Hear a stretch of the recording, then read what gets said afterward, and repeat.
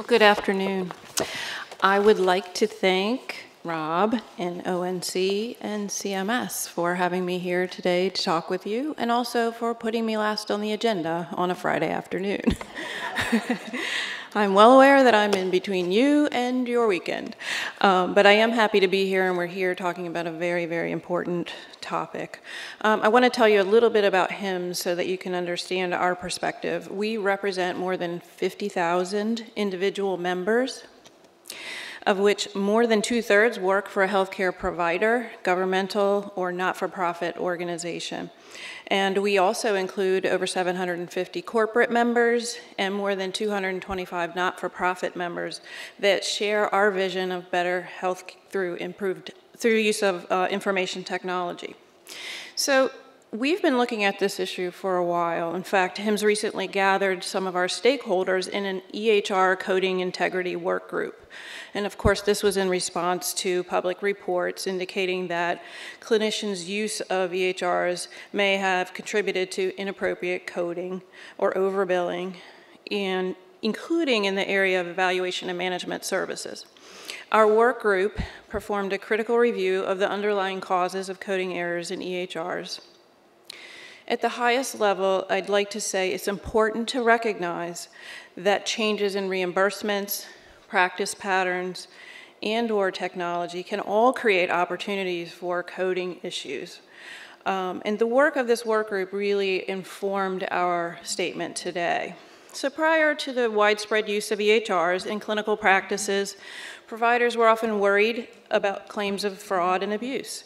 Many of our members anecdotally report that their practice would undercode for the encounter if they were not absolutely sure whether they met the complex guidelines that must be followed to select the correct codes that are often also used by commercial payers.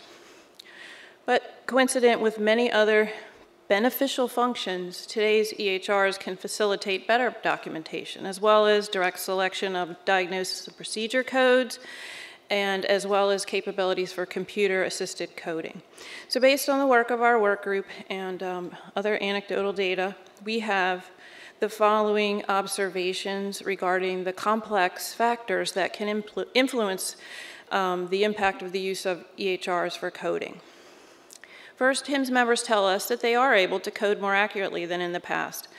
And this perhaps could increase healthcare costs to the payer, but not to the system overall. That is, in the past, the provider may have been absorbing those costs.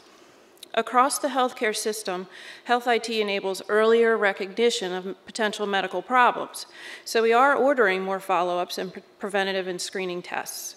While these efforts may increase costs in the short term, there exists a potential long-term benefit of decreased costs as we aim for a healthier population, improve chronic disease management, and detect cancer and other conditions at an earlier stage.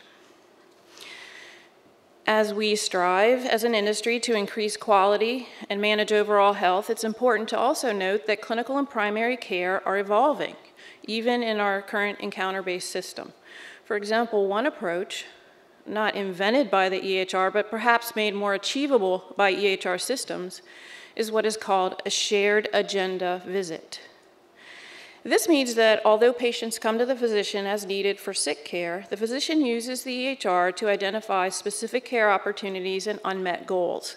When appropriate and feasible, they can expand the acute care visit to include whatever preventative and chronic care needs the patient might have, depending on the number of those conditions addressed and how they were managed. Under the coding guidelines we have today, we might expect that shifting to an outcomes-focused shared agenda model might lead to short-term cost increases. Challenges do exist today for the use of EHR for coding. While the provider is usually in the best position to know the clinical details of a patient encounter, they're often unfamiliar with the complex guidelines that must be followed to select the correct codes, in particular E&M codes. Still, because E&M is a codification of the diagnostic process in clinical medicine, we must facilitate functionality and interfaces that incorporate E&M principles into optimal care. Our overall goal as a community is that clinicians are able to incorporate the complex E&M guidelines to promote patient care excellence as one of the benefits of a well-designed EHR. Finally, challenges with EHR workflows and clinician training may not optimally facilitate the capture of an adequate medical history, including a clinician's ability to determine accurate and trustworthy differential diagnoses. In the absence of reliable clinical diagnosis, clinicians may often resort to increased diagnostic testing, usually in order to discover a diagnosis rather than simply confirming it or determining the extent. So with respect to these challenges, HIMSS recommends that the healthcare community work together in the following 3 areas. Integrate E&M documentation, training, and oversight into medical school and residency curricula. Simplify the CPT E&M codes, or alternately provide more granular and specific guidance for E&M coding. Evaluate ways to specifically identify functional requirements for EHRs that would help facilitate E&M compliance as well as better documentation and diagnostic workflows. Again, with the goal of using the EHR functionality for the benefit of the patient. As we look towards the future, we can anticipate the following. In the area of new challenges in coding, clinical quality measures can lead to additional non-clinically related documentation in the clinical workflow. Future payment models that are not fee-for-service may also drive additional documentation. And with new payment models, in order to, say, incent uptake of health information exchange capabilities, we may see adoption of new coding capabilities. An example of that is higher E&M coding for cognitive activities such as information reconciliation in the information exchange arena.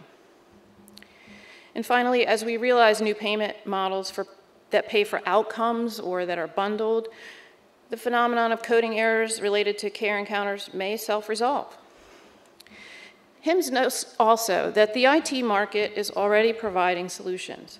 Third-party products can provide coding translation outside of the EHR as part of the billing cycle. For example, some new products that are aimed at easing the ICD-10 transition could also possibly address the coding error challenge as well.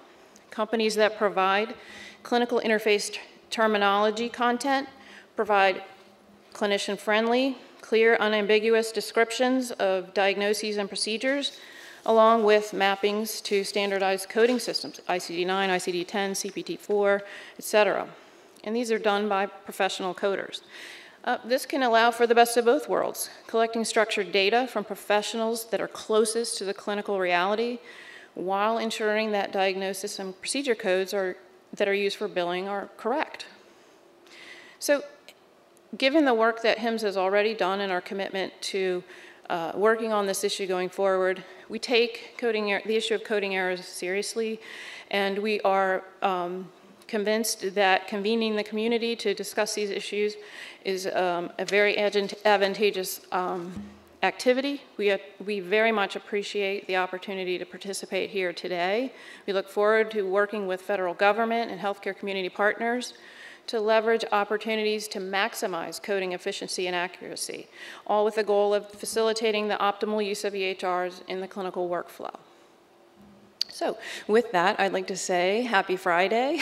Thanks again to Rob, ONC, and CMS for having HIMSS here today, and we appreciate it. Thank you.